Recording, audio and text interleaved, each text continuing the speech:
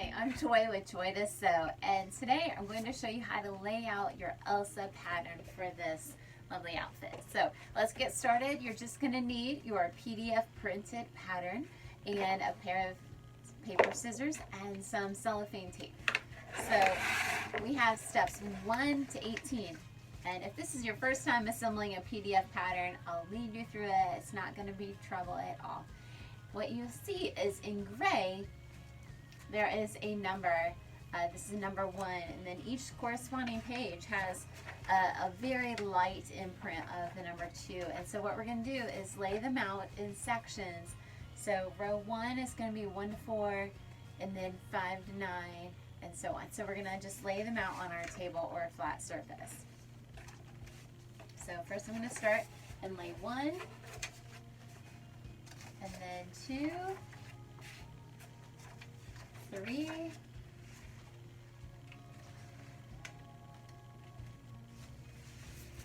4, and then I'm going to start again. And in the next row, I'm going to have 5, 6, 7, 8. All right, and then with page 9, we're going to start the next row.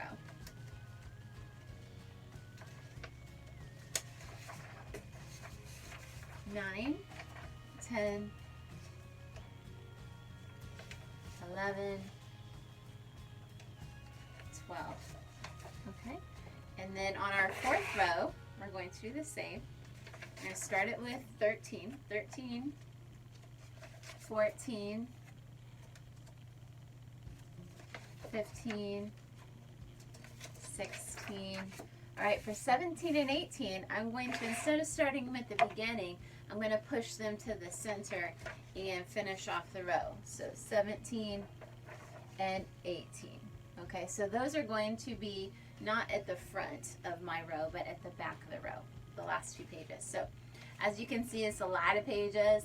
You can do it one of 2 ways. First, you can take your scissors, and I have holding up page 1. You can cut the bottom row and up to the right side. A lot of people do like to cut it. If you like, you know, precision and you're a detail person, you'll probably prefer the scissors. But if you like quick and still want it to line up but don't want to do all that cutting, that's what the cellophane tape is for you. But either way, you're going to use the tape. So I'm going to use the fold method. You can cut. So you're going to fold or cut the bottom edge line and the right hand side. So I'm going to put it backwards. I'm going to fold it to the black line and make a crease. And then on that right side, I'm going to do the same and fold it that way as well. All right. Then I have that page 1 done. I'm going to pick up page 2 and I'm going to do the same, folding it up at the bottom along the black line. And if any of your side edges happen to not print, it's not a big deal. Don't worry about it. The arrow is still there, so just fold up to the arrow. If for some reason you're using a different kind of paper maybe, or you're using a different printer, don't worry about it. You do want to make sure though that the one on page 18, which is what you should have printed first, has this measure text box. So this should measure, if you get out your ruler, you should be able to measure that it's exactly 1 inch by 1 inch. So you should be able to take your ruler and put it up against that box, and it should measure 1 inch both directions. And if you are using millimeters, 2.5 millimeters or centimeters. So you can do that. Okay, so I'm going to make sure that that is measuring correctly, or else if it's a different size, your pattern could have printed out the wrong size. And then if you were to put it together and sew it, your garment could be potentially off on measurements. So you want to pay attention to that. We'll get back to the folding. So here is piece 2, folded along the bottom and up the right hand side. I'm going to lay that underneath. And then you're going to repeat that same thing with page 3. I'm going to fold up the bottom, fold up, and then on the right side. I'm going to make sure you see that number is orientated the right way. Okay, and then I'm going to lay that down. I'm going to overlap that. No need to, and on the 4th page, I'm just going to fold the bottom. And not this side because it's on the edge, so I won't need to worry about that. All right, there we go. So I'm going to slip that underneath. And what's good is if you can then use your cellophane tape and line up these black arrows, line up the line, overlap it. The letters should come together and the seam should come together. And then you're going to put tape. And I only tape where it is inside of the pattern piece. If it's outside, you're going to be cutting it anyway. So I don't bother to put tape on the outside areas, maybe that is clear, you know, white, just on the pieces that are going to overlap. All right, so then I'm going to put pieces 2 and 3 together, making sure I get all the pattern lines edged correctly. I only need 1 piece of tape on that one, it looks like, because I'm going to be cutting that out for the lower back bodice. All right, and then 3 to 4.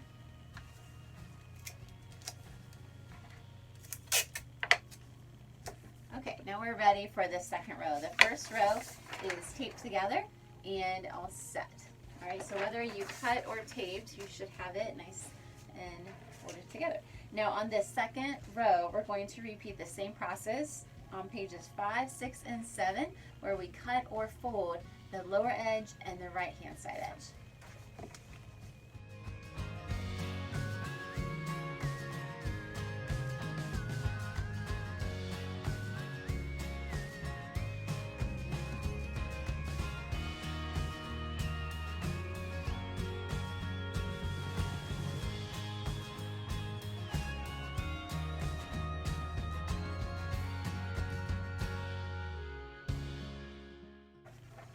On piece 8, we're just going to fold the bottom edge, which is, it's upside down because this pattern piece fits best that way.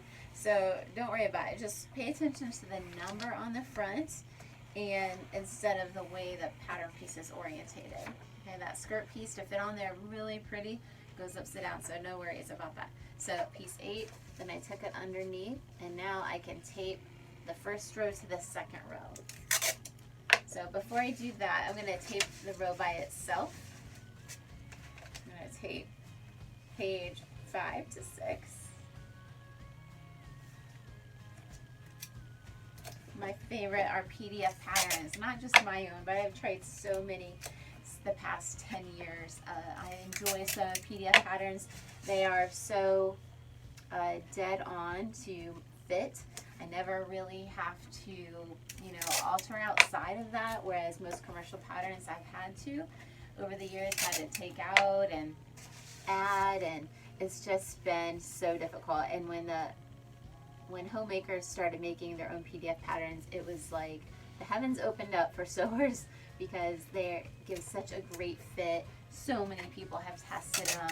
They are phenomenal. So I know that many people don't love this part where you tape them together, but I just like cutting the tissue paper, you know, even more. So this is such a little inconvenience based on the after product. I'm going to get such a high quality, true to fit sizing in the garment and be happy with it versus cutting out the tissue paper, funneling with it, it not laying flat, and then I get a garment that it doesn't fit me well and that I still have to alter. So I love PDF patterns. So I think you're going to enjoy this after you get it put together.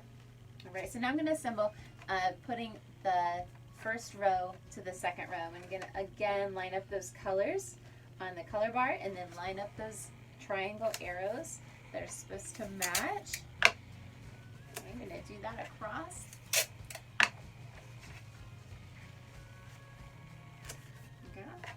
And then you can see it come together as you tape these edges together because you're like, oh, okay, that's the collar, here's the skirt. You can kind of get, you know, orientated there on what pieces are going to be what. And really, for making such a beautiful garment to match Elsa, it really doesn't take that many pieces to create it. So now I have the first and second rows put together, as you can see, and it's starting to come together. And so far they're all lining up beautifully. I think you'll find that all my patterns do so. And if you had any questions or this wasn't enough to get you through the process, go ahead and email me at joy2sew.net, and I'd be happy to answer any questions that you might have. So I'm on to row 3. I'm going to, again, with the pieces 9, 10, 11, I'm going to fold or cut the bottom and the right hand side edge.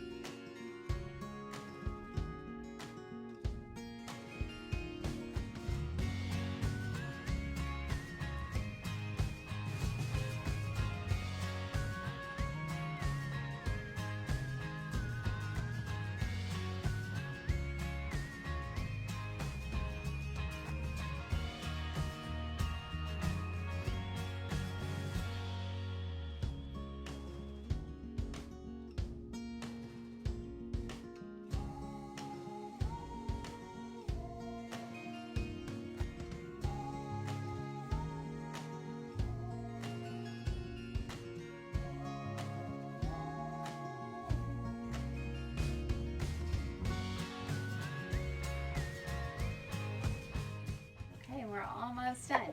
Now I'm pieces 17 and 18 down here. So on that one, obviously no need to fold the bottom because that's the under piece. So I'm just going to fold over the left side of page 18. So the left side, this one's way different. Okay.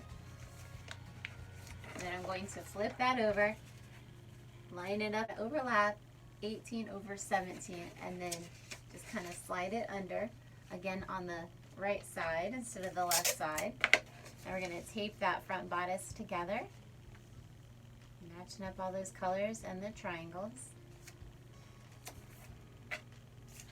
We're almost done.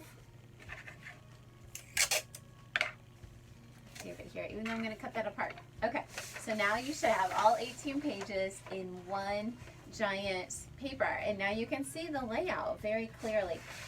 You can either put tracing paper over top, and if you're going to cut out multiple sizes, which hopefully you chose the layers and then selected each color, each size that you want to print only, and so it only will save you ink by only printing those sizes that you actually want to use.